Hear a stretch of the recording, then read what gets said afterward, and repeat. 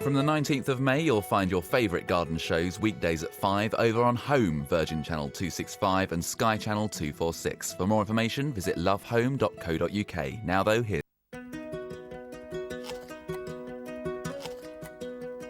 In this country, we grow thousands of distinctive varieties of fruit.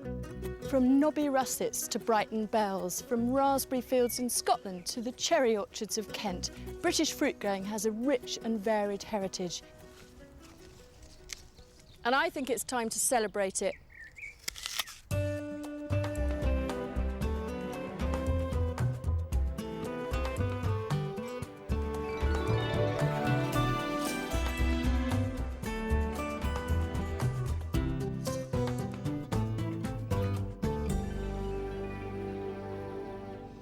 Many British gardeners, and I would include myself in that, are very wary of growing fruit. We think that our climate is too cold and wet and that it just won't do well. But in fact, the very reverse is the case, and we grow strawberries, raspberries, currants, black, white and red, as well as apples, pears and quinces. The list goes on and on. Whole communities have centred around growing fruit for centuries. And last year we spent the season with some of them, sharing their passion for British-grown fruit. Every time I look at catalogues or talk to plant breeders, I get excited. From the specialists to commercial producers, to those who enjoy the friendly rivalry of competition growing. It's a short season, but incredibly productive, and there is nothing more beautiful than when it begins. In April, Kent is alive with cherry blossom.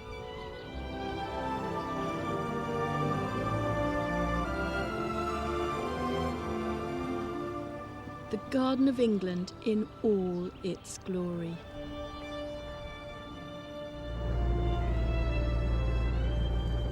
But I'm not here just to admire the spring blossom. I'm heading for Tenham to look for the original site of the most important orchard in British history.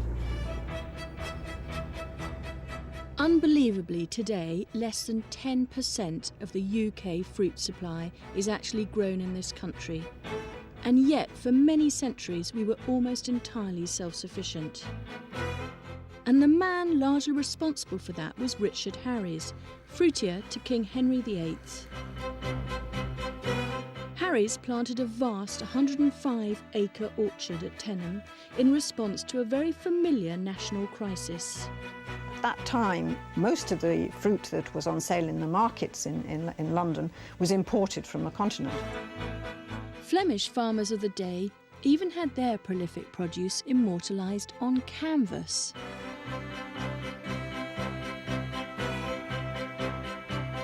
Henry said enough was enough. He sent his fruiterer off to the continent to see what varieties they were growing, to obtain graftwood of these, bring it back, propagate the trees, plant them at Tenham, and in effect create what was then called a mother orchard. From here, then, the new varieties could be distributed to other farms. Legend has it, it was the blossom at Tenham that earned Kent its famous label. It was a hugely important site to English fruit growing. Which is why I'm curious to see what's left of it. There's a plaque commemorating it, and it's somewhere very near here in this area called the New Gardens. Aha! I think we might be here. And this, rather disappointingly, is it.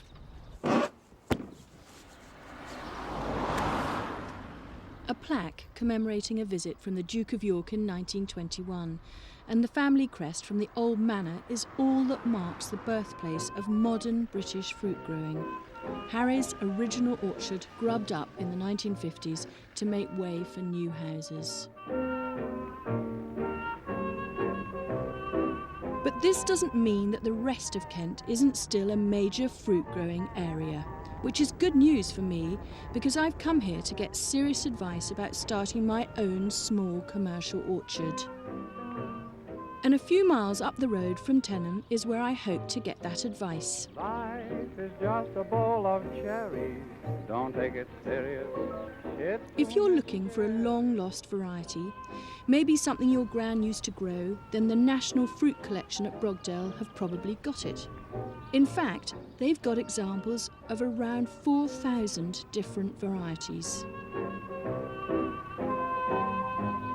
It's the living embodiment of Harry's mother orchard, and for Chief Guide Ted Hobday, it's as important. Our job here at Brogdale is as a gene bank. We wouldn't claim that we got all the varieties known in the world, but we've got the damn site closer than anyone else. Yeah, we've got the biggest collection of fruit varieties on one site anywhere in the world. So many of the varieties here don't exist anywhere else now because they're not commercially used, and so farmers don't grow them. If there was no Brogdale, what then for fruit? Well, fruit scientists are trying to produce better varieties of fruit, wouldn't have any genetic material to go back upon. I think bananas are getting themselves in a bit of trouble because they haven't bothered to keep past varieties. Our second job here at Brogdale, as well as being a gene bank, is trying to educate people. And remind us all of these wonderful things that are part of our heritage, but that are going to go. Yeah, they will go unless there's a place like Brogdale to keep them. While Brogdale is an important international resource, it also offers something for the domestic grower. From their huge collection, they can graft and propagate the kind of trees you're unlikely to find in the local garden centre. It's been very noticeable in the last few years that a lot of people have been not particularly happy with some of the commercial varieties and are hankering back to some of the older varieties. And also sort of local varieties. They want to keep varieties that were bred in their locality and they want to replant little community orchards with local varieties in. So if I was to plant an apple pip, what would happen?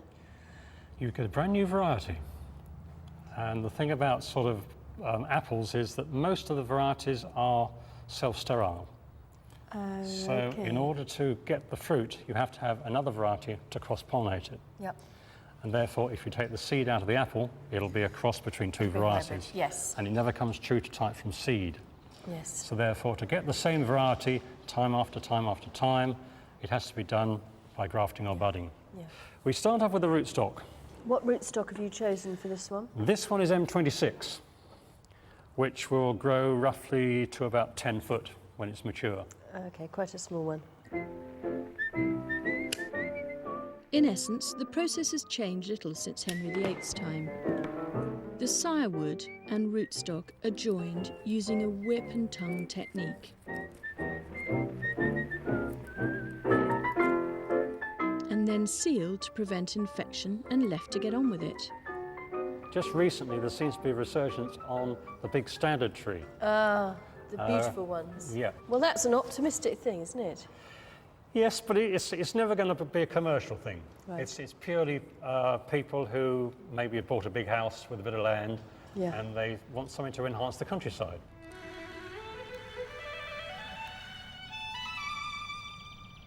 Within a couple of weeks, this firework display of blossom will be gone, and I'm really looking forward to seeing fruit on the trees. Still, for now, this amazing sight serves as a reminder of why Kent is still considered the Garden of England.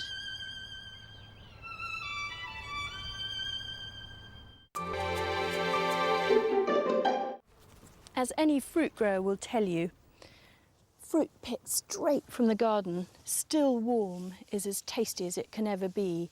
And whether it's a plum picked from the tree or these lovely alpine strawberries, mignonette, very tolerant of my heavy clay, the fresher the fruit, the better. Anything more adventurous than strawberries, though, and gardeners seem to have a crisis of confidence. While vegetable growing has had a real boost in recent years, fruit is still seen as a bit tricky. Although, if anything, it's the easier option.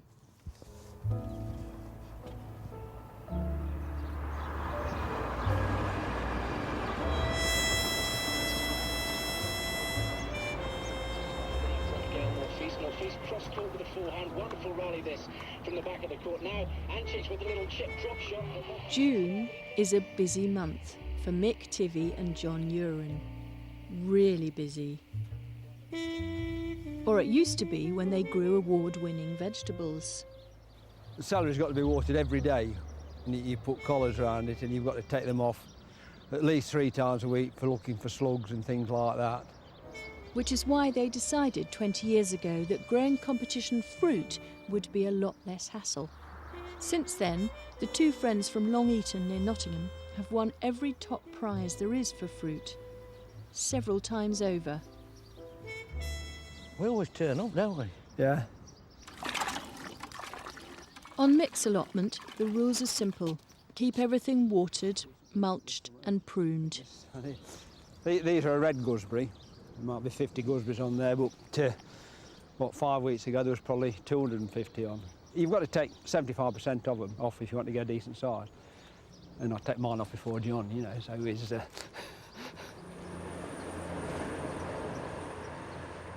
Just around the corner at John's place, things are a bit more free form.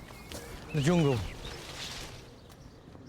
I mean, all these, there's loads, I can't name them all now, but I've got a plan. Well, that's just the straw that a mulch myth crops with, because the soil's very light here. There's only about 15 inches of sandy soil, and it dries out that quick. I'm going to spread that on 4 or 5 inches deep, grass cuttings, anything. You can put old pieces of carpet down, anything to keep the moisture there, yeah. Well, I haven't got round to mulching this year, but I get the essential things on. They're always pruned, fed. Here's the red currant juniper, not as good as I thought it would be, but it is here, that. Right, we'll go. Can't beat them, can you? Well, these are my red currants. There's four different sorts here. But you've got to, with red currants, you've got to net them, because as soon as they start getting red, the blackbirds and thrushes make a hell of a mess of them. They wouldn't last above a week. The black currants next to them, they never seem to bother with those. But if you had to water them and mulch them, they would have been half the size, and you know. And where we're taking them, we want them as big as we can, yeah. 6'2", 7'6". It's an altogether more relaxed way to grow. Just be careful who you let handle your gooseberries. At Hamden Court last year, my stuff was crack on. So who helps me to unload? Then he bloody falls over and drops it. It was hazard. They've altered it. Yeah, but you could have picked your own stuff up. I'm not sure why gardeners would think it was more difficult to grow fruits than vegetables. You only have to look in the hedgerows in late August just to see how easily it grows in this country, without any help at all. For thousands of years, this sort of fruit, blackberries from the hedgerows and woods, would have been the fruit we would have eaten. And in fact, even now, for lots of people, this is as near as they'll get to handling British native fruit. And I defy anyone to walk past a bush like this and not be tempted to eat just a few.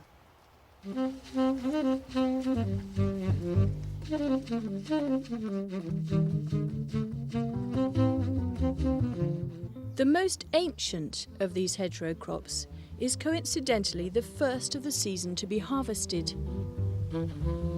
The elderflower is, of course, not the fruit of the elder tree.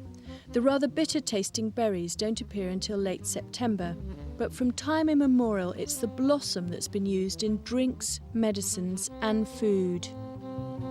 Barbara, are we getting organised? Yes, we're getting organised now, yes. Good. If we get the first... Mid-June on the Beaver Estate is elderflower time.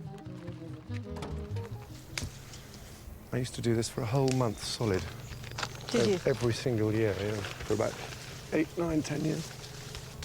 Full of the yellow pollen, which then goes on up my nose. Oh, yeah, it's good, right. Apparently, Peveril tells me, elderflower is a good hay fever cure. Still, it's that yellow pollen which gives the flower its distinctive smell and the drink its unique flavour. Pollinaceous. And it does smell very good.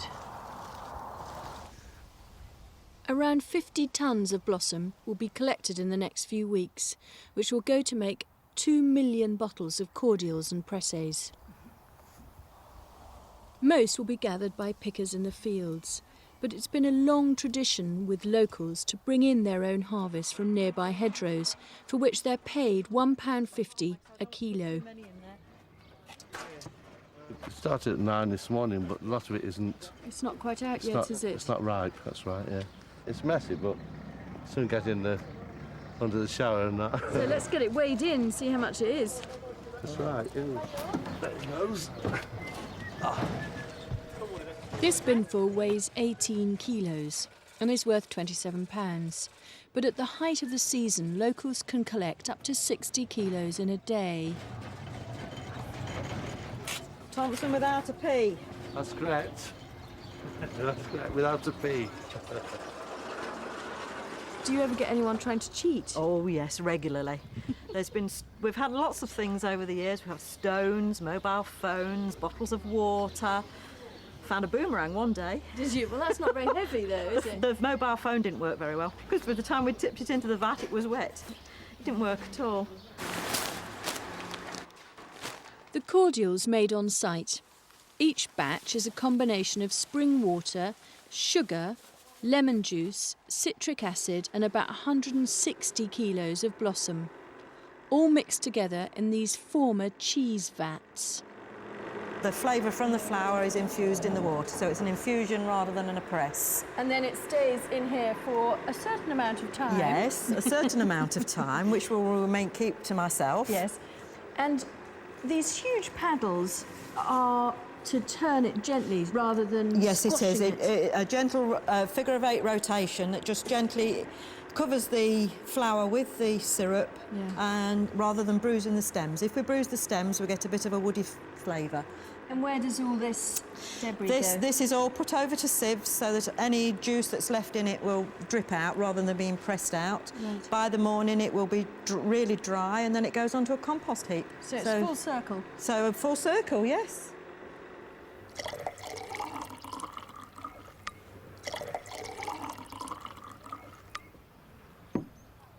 Yeah, it is absolutely delicious. And it completely reminds me of what I used to drink as a child. It's exactly the homemade recipe from when we were little, unchanged. Totally natural and very good for one, actually. And now people love it. So it's like rhubarb and gooseberries and all those kind of old-fashioned sharp... Absolutely, old-fashioned sharp flavours. It's not sweet, it's delicious, scented. It's like wine, it's a complex flavour which stays on the tongue. By the end of June, the elderflower is so prolific, it feels like spring never ends in the Vale of Belvoir. But the season moves on, and July is cherry harvest time in Kent. If I thought the blossom earlier in the year was fantastic, then the beauty and diversity of the cherries at the National Fruit Collection is breathtaking. There are sweet and sour tasting varieties, dark cherries, vibrant red ones, and these luminous pink ones known as whites, which I love, but you can never buy them in the supermarkets. As far as supermarkets are concerned, the whites tend to bruise a lot easier than the yes, and they probably show the... And they show the bruising, and perhaps black cherries have a greater eye appeal than a white cherry. I don't agree with that, but I can see that they hide the bruise better. They do, yes. I'd like to plant a few cherry trees in the small orchard I'm planning. So I'm hoping farm manager Jeff Clayton can show me some tasty varieties that will fare well in my heavy soil. So this is a Napoleon. Yes, this is the Napoleon. This is what we call the whites. And what colour should I should eat them when they're sort of going pinky orange like that one? Yes, half should be a nice pinky colour. And you're meant to pick them, aren't you, with a bit of stem because they last better, is that right? Yes, you pick them with a strig. You always flick the strig backwards, so as it's hanging that way, you flick back. Ah, and then you wear them like earrings. If you pull like my down, when do. you pull down sometimes, you'll pull the brut off. Okay. So if you pull that brut, that's all next year's fruit you've took away, you see. So if you see bruts all over the floor, when pickers are about, so you flick it back. You always flick back. And these little cracks, what's going on there? Well, this is where we've had thundery downpour showers. And what basically happens is the water lays in the strig. If it doesn't blow too hard, the water lays. And then when the sun literally comes out again, it then starts to just split and crack. OK. So I'm going to taste this one then. Yeah. Mmm. You like it? Very much. They're really not my palate. Why? Because I really like a nice sweet cherry. Yeah, I quite like And it. these have got that little bit of sharpness. Sharpness to them. Can we go and see a really rich, dark, black, sweet one? Yes, and we've got one, it's the Black Merton, or the Black Merton Glory.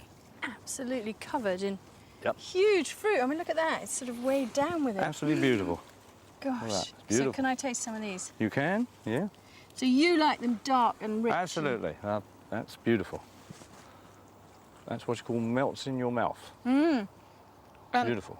Good texture too. Very nice. Because I really want to plant a cherry tree or two at home, but I'm on very heavy soil. Well, this one, it's made a little growth on the end, not a lot, basically because it's cropped extremely well. It's also planted on a chalky, flinty type soil, which is pretty poor.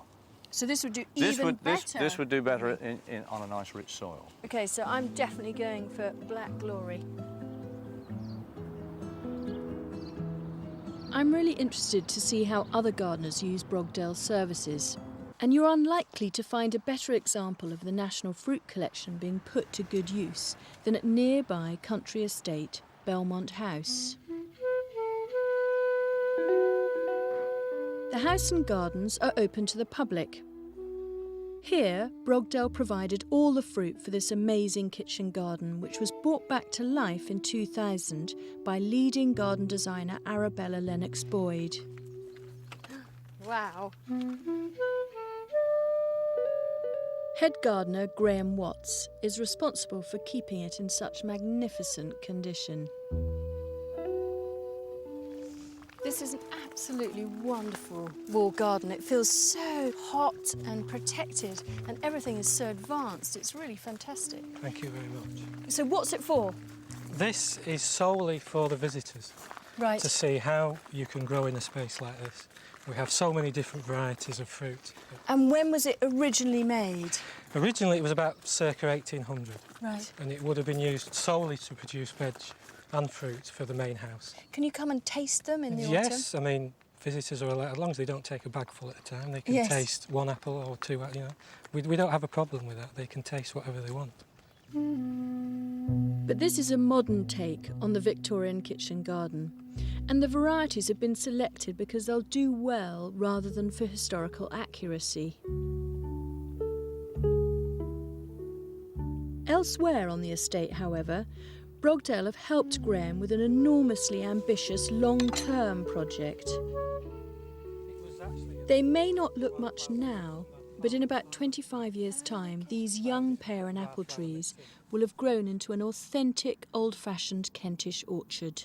They're spaced very wide apart, aren't they? Yes, they're spaced at 9 metre and they will eventually be 40, 50 foot tall in 20, 25 years' time. So that's sort of the key difference, is the ones we've been looking at are on either semi-dwarf or dwarf rooting sorts because they're easier to pick.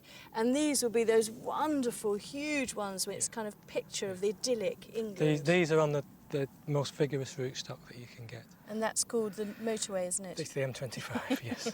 So I always remember it.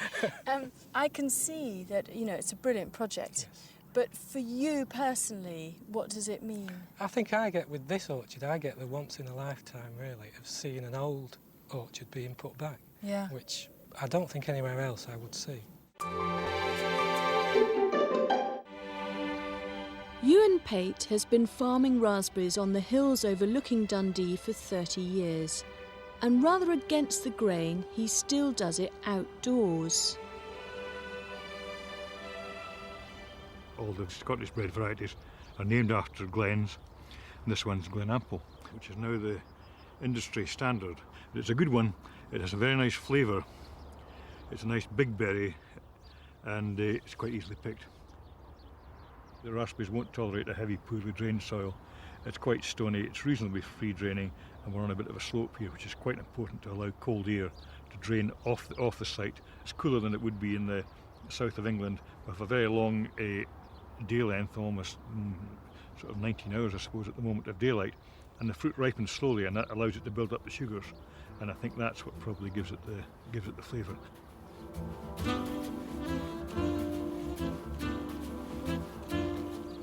At one time, Tayside produced 80% of the raspberries grown in the UK. Armies of pickers would migrate each summer from Glasgow to live in cities of temporary shelters. The man largely responsible for getting Victorian England to buy the Scottish fruit was a Perthshire lawyer and part-time raspberry farmer called James Hodge. His grandson, Andrew, still practices law in the area. In 1895, my grandfather was appointed secretary of an association called the Rattray Fruit Growers Association, whose job it was to market the fruit. The market originally was for jam, which was preserved, and this gradually changed, I would say, in the last 20 to 30 years. And fresh fruit, which you didn't see until relatively recently in supermarket shelves, became everything. So the market as originally set up has almost vanished, and now under the canopies, which you see throughout Tayside and elsewhere, fruit is sent off to large supermarkets throughout the country. Polytunnel growing is of course all about controlling the conditions and extending the season. Ewan believes that the raspberries he grows have a unique quality because of the climate, not in spite of it. It's a riskier business growing it, not undercover, but I think it tastes better. It's almost developed into being a niche market now, and I'm quite happy to do that at a relatively small scale. The biggest problem with raspberry growing now, you can see we're looking at a plantation that I'm quite pleased with here. It's tall, it's healthy, and then suddenly we're coming to a bit that's completely died off. And I suspect this is the dreaded disease, raspberry root rot. It's a soil-borne Phytophthora fungus, and what's happened is the fungus has attacked the root system and killed it. And what's really worse than that is that the land itself, because it has the soil-borne fungus in it now, is unsuitable for raspberry growing for the guess 20 years. It's a familiar problem for the domestic grower and a potentially devastating one for the Tayside producers. However, just around the corner at the Scottish Crop Research Institute, they're working on a solution. Part of the Scottish Raspberry Breeding Programme is to develop new varieties that have some resistance or more likely tolerance to raspberry root rot. And the way we do this in the breeding programme is we make crosses each year where we know where at least one parent has some tolerance or resistance to the disease. The 100 or so crosses they make each year become 12,000 seedlings, which are trialled in infected plots and eventually whittled down to just 1 or 2 possibilities. It's a long-term project. From the initial cross to release of a variety, it's at least 12 years, and that's fast-tracking the material through the system. And this is one selection that came out of this field that was standing up well to the disease, showing no symptoms at all, and also has good fruit quality. And the taste? The flavour is still to develop, I think. It's work in progress, and for the time being, the mighty Glen Ample remains Scotland's flagship berry. For my own particular foray into small-scale fruit growing, I'm concentrating on top fruit, but planting an orchard isn't an indulgence for me. I want to be able to sell the fruit that I grow. The National Fruit Collection at Brogdale are drawing up the plans, and I hope to include some of the amazing cherry varieties that I tasted there earlier in the year. When it comes to plums, though, I know there's one place I need to head if I want information on the tastiest varieties: the Vale of Evesham. On an August day like this, it feels more like southern Spain than Worcestershire.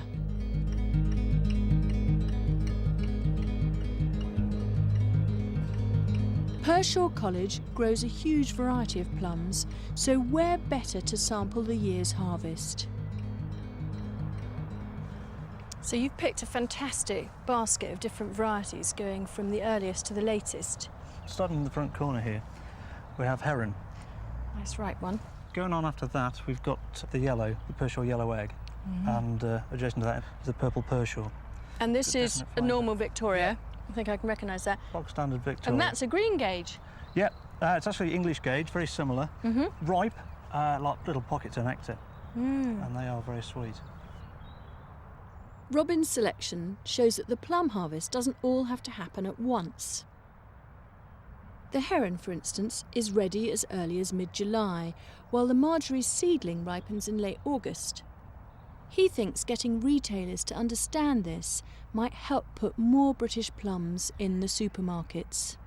They have an opportunity there to lengthen the whole process for English fruit, because plum growing is a relatively short season, so from mid-July to very early September. And there's no reason why we shouldn't be taking that short season and making the most of it. Tree-ripe fruit. It's local, picked ripe rather than underripe and being transported. I'm selling these in the local shop, 2-mile trip. Yes. They're not coming from But Spain also totally delicious. They doesn't matter if they don't travel very well, so it's for flavour rather than storing that you're selecting varieties. And I think we should be getting back to eating food for flavour, making the most of that eating experience. And I don't think you can beat it with some of these plums. One of the problems for growers of fruit is the shortness of the season, but why does that have to be a problem? Because in the old days we used to preserve it and make jams and chutneys and lots of different things, and that's the art form that we've lost, which we need to regain. If it hadn't been for a glut of overripe fruit one year, Duncan Savoury might never have found out how popular homemade jam could be. It's a happy coincidence because the riper the fruit, the better the flavour, the higher the sugar content, the better the jam. And we made a cooking of about 28 jars and it sold out in 2 days. So we set about making some more, and since then, like Topsy, it's continued to grow. Duncan's wife, Anne, uses an old family recipe. And I've bought lots of fruit in from the orchard. Oh, lovely. They look beautiful, don't they? Technically, it's called an extra jam because it contains the maximum amount of fruit possible. Do you make jam almost every day I during do, the plum every season? single day. Do you really? Anne makes the process look very straightforward, so it's time to take notes. Stew the clean, ripe fruit. Add an equal weight of warmed sugar and boil it until it reaches setting point. And remember, keep stirring. I think that's what I've always done wrong. You've got to stay with it. The minute you walk away, it's burned. Yeah. And there's enough pectin in the fruit that you don't need any special sugar. No, just ordinary granulated sugar. Granulated sugar. Yeah, and the fruit. Sort of beautiful, deep, crimson-y And I can usually colour. smell when it's done. It just has a different... Yes, it just has a different smell about it. I'd say that was it, wouldn't you? I think that's it. Pour it into sterilised jars, and if you get the lid on quickly, there's no need for those little bits of wax paper and elastic bands. The important thing is that the lid must be on tight so that there's no opportunity for air to get in, because if it does, then it will go off. OK. 5 jars of jam in less than half an hour. What an easy way to use up otherwise wasted fruit. And for the Savouries, it's a profitable sideline. August bank holiday in Pershore, and it's Plum Day. The festival is in its 9th year and has attracted record crowds. Plum enthusiast Ron James is in his element. Oh, excellent. This is the best year we've ever had, I think. I was on the committee for 7 or 8 years. This is our 9th year, and I decided that I would finish, but I just couldn't. Hello, sir, how are you? He's brought out his impressive collection of antique fruit farming tools, and it's exciting some interest. Here's a very useful thing. The shoes were very important to people years ago. They couldn't afford it. So when they were doing a lot of digging, they would have to put that on their shoe. These were cider costrels. About every quarter of an hour, somebody would have to pour out, and that would have a top. And by dinner time, well, if you was mowing or anything, if you was 3 parts cut, and you kept on going, didn't worry about the work, did they, so much?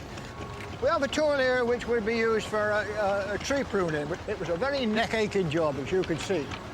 All day long, pruning away like that. Yeah, that's when the cider would come in handy. This is a real community celebration, and proof, if you needed it, that we love British-grown fruit. Succulent. Sweet. Lovely, this is. It's sweet enough for me. We were brought up literally coming down to Pershore and Worcester to do fruit picking. You know, in the summer that was our holiday because they couldn't afford anything any better. Is that nice?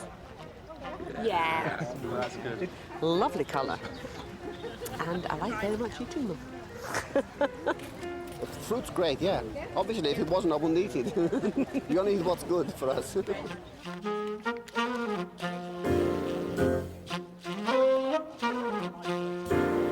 It was tradition, and most of it's gone. So we cannot let these traditions die, so we try to revive them, and that's what this day's all about.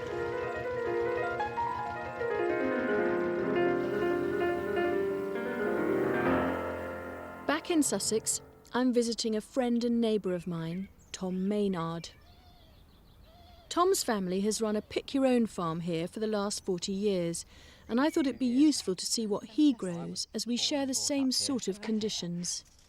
This is absolutely, completely covered in fruit, and they're vast, these plums, aren't they? Yes. Can I try one of these? For a commercial producer, he has an almost impish enthusiasm for trying new varieties. We call it Brighton Bell. It's one we budded up ourselves and made this orchard, so we're really the only people to grow this one, but we liked the look of it when we had a trial tree and took it from there, really.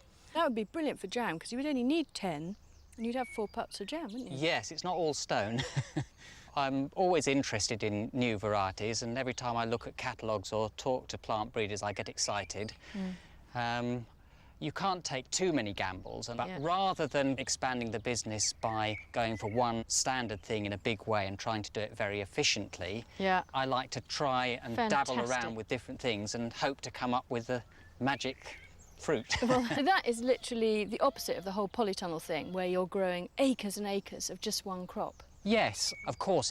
I'd love it if all the supermarkets or whatever said, wow, this is the one we want. I suppose that is what I'm after, but in the meantime, I've got the public coming here, coming back year after year because they like it. You're never going to get them all right. In fact, probably most of them you'll get wrong. But this one is starting to look really quite promising now.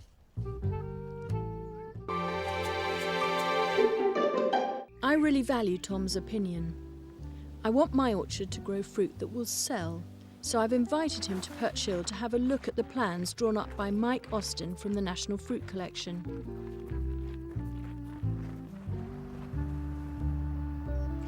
Well, I've tried to sort of arrange the varieties in blocks with good varieties that the main criteria has been disease resistance. Good. So you haven't got to do much spraying, hopefully. If any. But you'll still get insect problems, but they got resistance to the fungal diseases, which is a quite important part of fruit growing. Yeah, sure. And also there's a range of varieties that will take you right through the season, from the earlies, mid-season, late, and then the very late storing ones. Fantastic. So not a huge glut at any one time, but a sort of drip, drip, drip, which is what I really like. Hopefully. I'm particularly interested in hearing about the apples Mike has selected. It's the biggest of the collections at Brogdale, with around 2,300 varieties, ranging from the truly bizarre to the more familiar. But if I want my orchard to be more than just a folly, the only real criterion is going to be flavour. So you start off with the Reverend Wilkes, which is a very early cooker. Right. comes in sort of July. And then the Red Windsor, very similar to those cocks. Right. Much more disease resistant than cocks. Great. And ripens a little earlier than cocks. Charles Ross, mid-season, you'd call that really dual purpose. It can be a sort of mid-season cooker, Right. and then it mellows a bit. So, Tom, I'm really interested to know what you think of varieties. Yes. So I'd love your input on whether these are all really, really tasty. Well, they are. They're all tasty, but I think a lot of old varieties and new varieties were selected for particular locations, and you never know until you plant on a particular site which ones are going to be right for you. So there's always going to be a bit of suck it and see, I think, with selecting varieties. Yeah. And so give a tree a few years, and then if it's not thriving, replace it with something else. I think that's definitely a good philosophy, yes. Yeah. I went up to Pershore to look at all their plums, and I made a list of plums that I'd really like to include, and I'm very glad to see actually an awful lot of them are in plan already. But what do you both think about this quite new one called Excalibur? very good plum, but a very vigorous tree. Okay. Yes. It's difficult for keeping under control. Yes. Right. That's its main problem. It's also very soft-skinned, isn't it? I find the wasps like Excalibur as much as the people do. Oh, do they? That can be a bit of a problem. Oh, I'm going to make notes about all of this. So, very big tree. I may be new to fruit, but I know from growing vegetables that Perch Hill is very exposed and that the trees will be vulnerable to wind damage. So in order to maximise the protection from the wood, we agree it would be safer to plant it lengthways. Can I just dig a hole in the grass and plant the tree? Not ideally, no. Rather than planting straight into the grass, you want a nice sort of clean area. Yeah. So a circle of about 3 foot diameter. Then it gives the tree a nice start without the competition of the grass. Yeah. Yes. Okay. As the end of the season approaches, there's a rather special social gathering at the National Fruit Collection. Brogdale's in the borough of Swale in Kent, and this year the Mayor of Swale has decided to have his annual garden party amongst the orchards at the collection.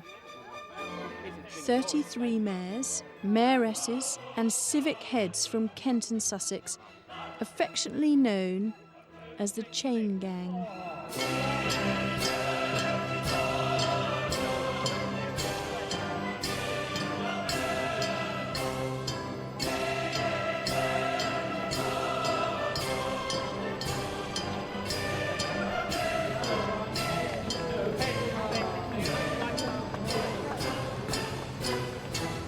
I do love a nice Cox apple.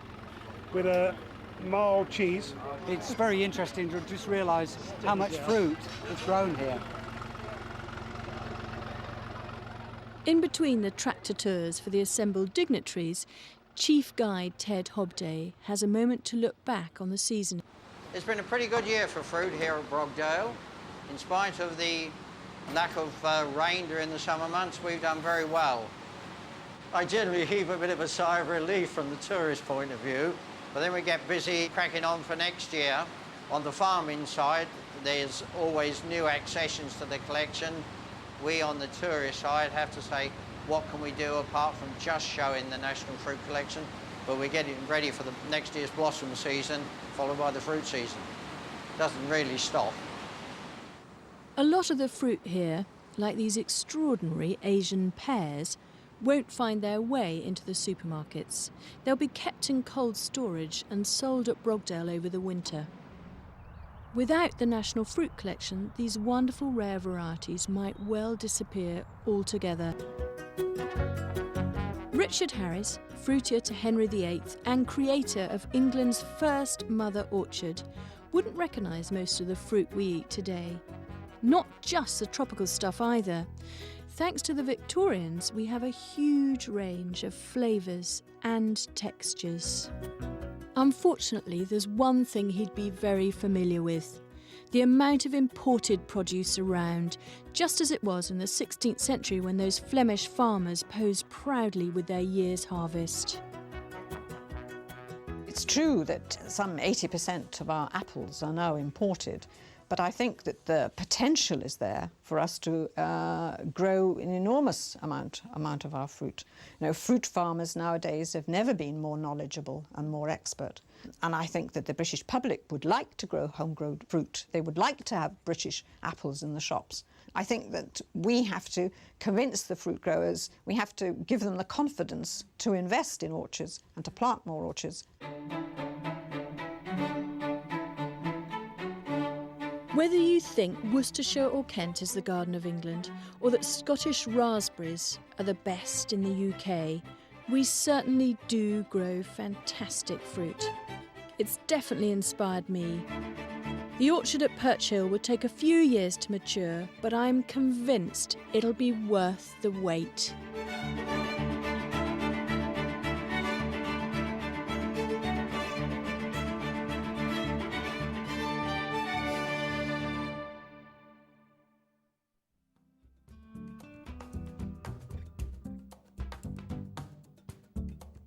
Monty Dom visits Spain in Around the World in 80 Gardens next. Then at 3, the Great British Village Show comes from Nostell Priory in Yorkshire. And later at 4, Jeff Hamilton's widow and brother look back fondly at a man and his garden.